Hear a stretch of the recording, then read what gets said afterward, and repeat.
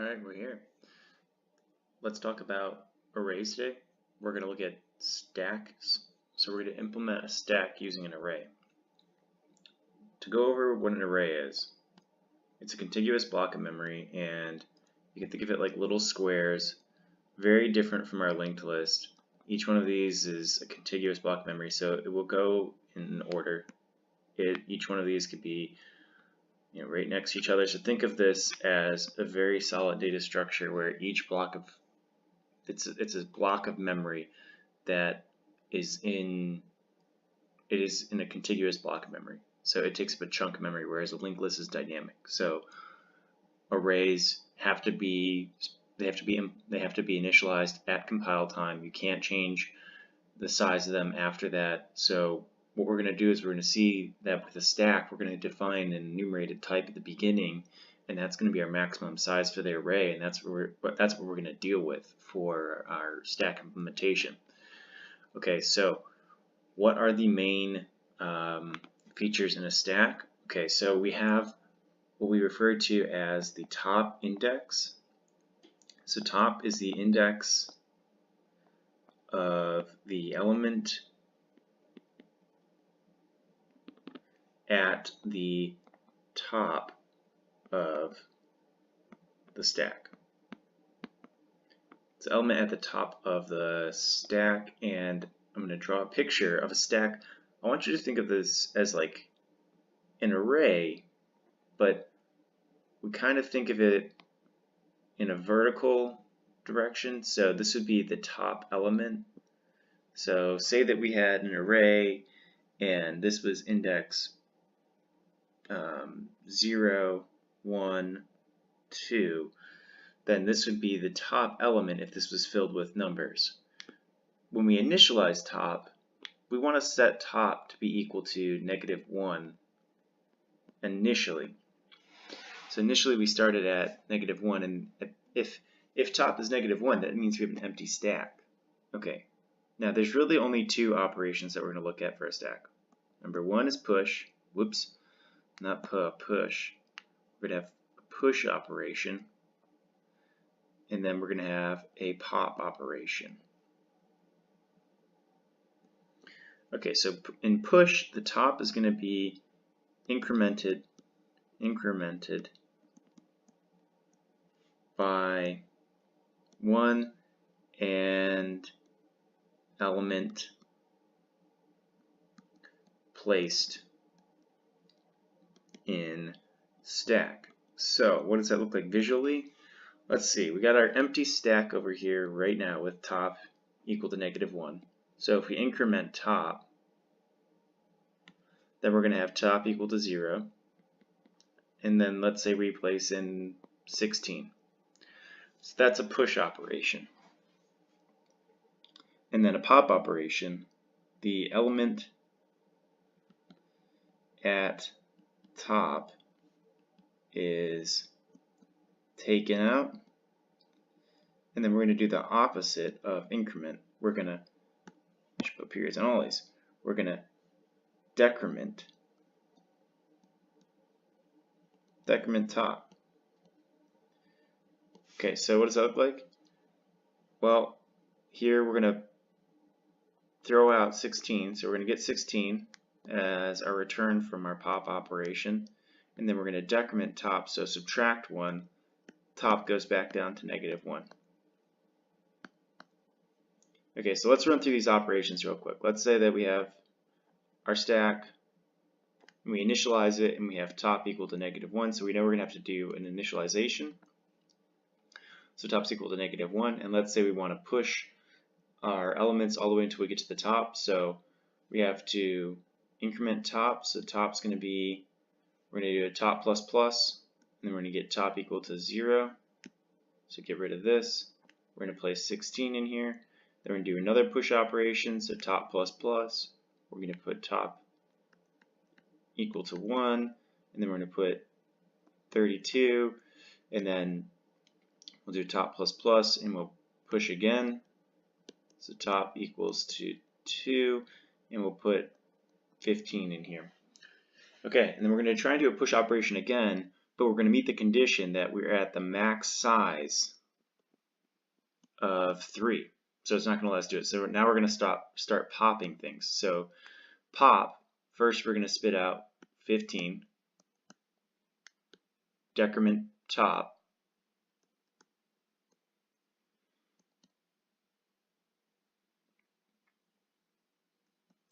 decrement top is equal to 1. Okay, and now we're going to pop again. So we're going to pop out our 32 now, and then we're going to decrement top. So top's not equal to 0. And we're going to do a pop operation again, and we're going to spit out 16. And top's going to get decremented back to -1. We're going to try and do a pop again, but we're limited by -1 because now we're at an empty stack. Okay? So I hope that this makes sense for why we would use an array data structure for a stack. And I want you to think about some applications for stacks. Well, function calls are stacks. Say you have some function. What it's going to do is it's going to store this function into the stack, and then it's going to store the next function. We're going to be pushing function calls onto a stack over and over again. So this would be 1, 2, 3. And so our stack would look like we got to do 3, then 2, then 1. We would run these functions. So 3 would get called, and then 2 would get called, and then 1 would get called, and then all of our functions would get executed. So that's why stacks are important. It's because that's how function calls work on a computer. All right. So well, it's not how function calls work, but it's strongly important to understanding function calls, knowing how stacks work. All right. So I hope that you enjoyed this video. We're going to look at how we can code a stack in Visual Studio Code now. Okay, I already took the liberty of creating our 2 files here. So we have stack and stack.h. So first thing we got to do is include our functions for printing and getting input. So stdio.h and include standard library.h. And we need to define the maximum size of our stack. So define max 50, we'll make an enumerated type, and we need to make an array of size max. So this is how you initialize an array with a particular size in C. And we need to add a global variable called top, and then we're going to have our definitions here. So the first one that we need to do is we need one function to initialize top to be -1. So void initialize stack, and then we don't need this function, but I think these are utility functions that we're going to need. We're going to want to check when the stack is empty, right? We know how those. We know that when top is equal to -1, we have an empty stack, and then int is full. These are really Boolean types. When the stack is at the maximum size, so when top is equal to max, we also know that when top is equal to max, we know that we have a full stack. We want a function for checking the size of the stack, and we want to be able to look at the top element of the stack without deleting it, and that operation is called peek. It's the same thing as pop, except we don't actually decrement top. That's it. So we're just going to print out whatever's sitting at the top, and then we need a function for pushing elements onto the stack. So void push, and then finally our pop function. And like always, we're going to have a function that's going to be able to display the entire stack. So void display. Okay, so int main. We've got a lot of functions here that we can work with. So why don't we just start with the same. We'll do a loop, kind of like a UI loop, where the user can pick from options to push, pop, peek, display, check the size, or quit the program. Okay, so to do that, we're going to need a choice for the user. And we're going to want to be able to capture these return types from peak, from size, from pop. So we're going to need something, we'll call this variable data. We'll need that. That's just going to be a local variable in main that we're going to pass data back and forth in. So the first thing we need to do is initialize the stack. We got to set the stack to 1. So we're going to do that, and then let's do a loop. We'll get the user in a loop, and then we'll give them the option to exit the loop if they want. So we need to print a couple of notifications to the user. So printf, oops. And then if you hold down the Alt and Shift, we can do 1, 2, 3, 4, 5. So 1 for push, 1 for pop, 1 for peak, 1 for display, 1 for checking the size, and then 1 more for quitting. And then we need 1. It's going to be push. And you know what? While we're at it, I'm going to hit Control Alt, and I'm going to drop down with the arrow key through all of these. I'm going to add a line break because I always forget to do that, and I'm going to add a semicolon. So now we use Visual Studio Code to really speed up that process. So 1, push an element onto the stack. Okay, 2, pop an element from the stack, and 3, peak top.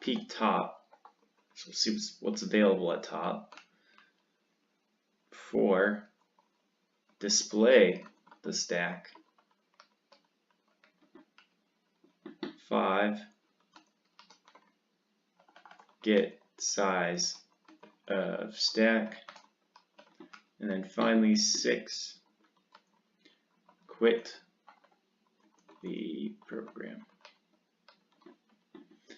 Okay, so the first thing we got to do is see if the user entered a choice. So we scanf and integer formatting %d.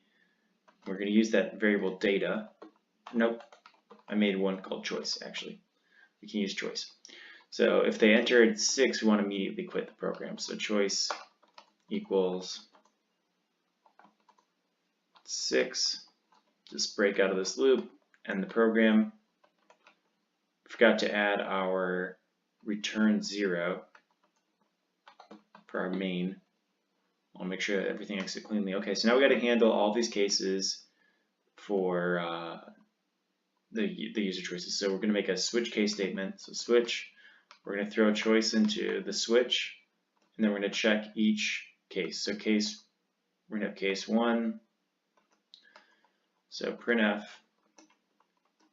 enter the data for the element, the thing that they're going to insert, the thing that they're going to push onto the stack. So scanf %d, and let's get the data that they're entering. Push the data onto the stack. There's no return value for this, we're just pushing data onto it. Okay. Case 2, what are we doing in case 2? Okay, we're popping an element from the stack. So in case 2, we're going to set data as the return from pop. And then we want to display that to the user. We want to show what was popped off the stack. So popped %d \n. We're doing line breaks and all of these. Data break. And that should be a case 2, not a case 3. Okay, looking good there. All right, case 3 is going to be pop. It's kind of like popping, but we're going to be peaking. Case 3, data equals peak. So we're setting the return from peak. And we're going to printf peaked %d \n. Data, we want to break after that. Case 4, we're going to display the stack. Break. case 5, we're going to show the size of the stack. Yeah, case 5 is showing the size of the stack. Okay. So data equals stack, not stack, size. Get my S's all mixed up. Okay, all right. Printf, let's show the size. Integer formatting, line break, and data break. Okay, so that will do it for the switch case statement. Now we just got to implement all these functions up here. So I'm going to come up here and copy all of these. And these are going to be very simple. This is a pretty simple program. It's actually not that crazy at all. So hold the Control-Alt key and then hit the down arrow key. Down, down, down, down, down, down, down, backspace, and then we can put in our curly braces. Go ahead and format the code there. So now we have all this room to implement these functions. So for the first one, initialize stack, we're just going to set top equal to -1. So initialize stack, just like we saw in the notes, top equals -1, doesn't return anything. And then for empty, if top equals -1, return 1, else return 0. So if the stack is empty, we're going to return true.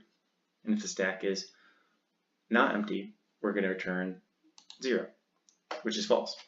And then for full, we can actually copy this type of statement here because it's going to be the same type of function. And we're just going to see if it's full, then top is equal to max. See how that works? Pretty much the same thing from each other. Okay, so if we want to return the size, remember top is starting from -1. So we're not going to just return top, we're going to return top plus 1. And that's because our top is initialized at -1. So if there's nothing in it, we don't want to say the size is -1. That doesn't make sense. We want to return 0. Okay. Now let's go to, all right, peak. Peak is going to be really similar to pop, we're going to find out. We're just going to return whatever is stored at the top of the stack. So A top. That's it. Now push, first we got to check to make sure that it's not full. If is full. If it's not full, then we'll go ahead and we'll increment and we'll add an element to the stack. So we'll increment top, and then in the top index we will store our data. Else we'll print that the stack is full.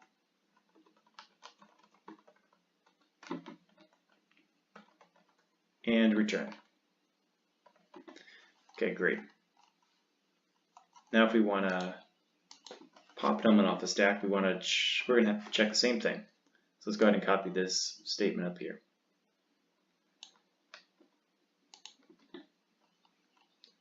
So instead of checking if it's full, we're going to be checking if it's empty. If it's not empty, then we're going to decrement top, and we don't want to set the top index to data because we're not passing anything in here. What we want to do is return. Do we want to return top? Now think about it. We just decremented it.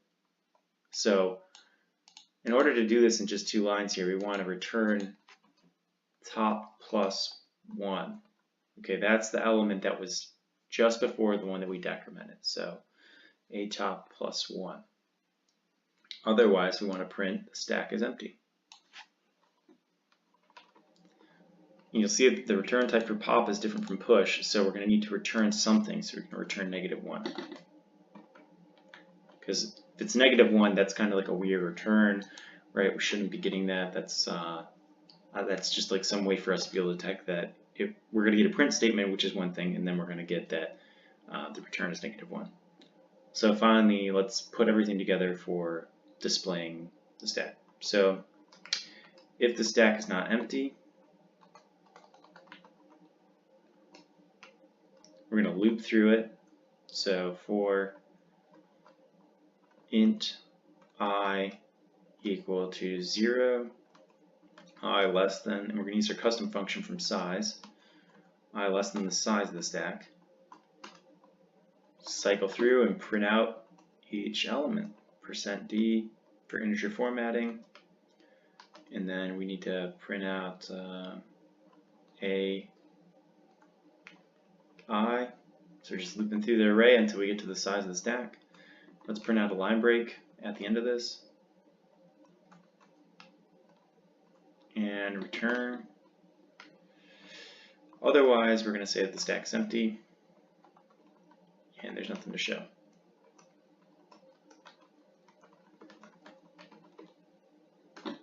Line break. Okay, so that's a whole lot of code, but if everything works, our little test up here should be able to help us figure out all this stuff. So I'm already in the stack folder here, so C, intro C, stack. I'm going to run g++ stack.c -o for output, proc, oop, is empty, first error. Okay, and line 111 is empty. Okay, back down, let's go ahead and compile it. Oop, top, we're missing, on line 102, we're missing a semicolon. Compile it again, initialize stack. Initialize stack on line 20. Initialize. Go back down, compile it. What am I doing here? Initialize stack. Oh, I got a nice try. Okay, I saw it. Compile it again. Alright, let's run it. So push an element, push 1, push an element, push 2, push an element, we'll push 3. Now let's display the stack. 1, 2, 3. Get the size of the stack. Pop an element. Now let's get the size of the stack. 2. And display the size of the stack. 3. Peek an element.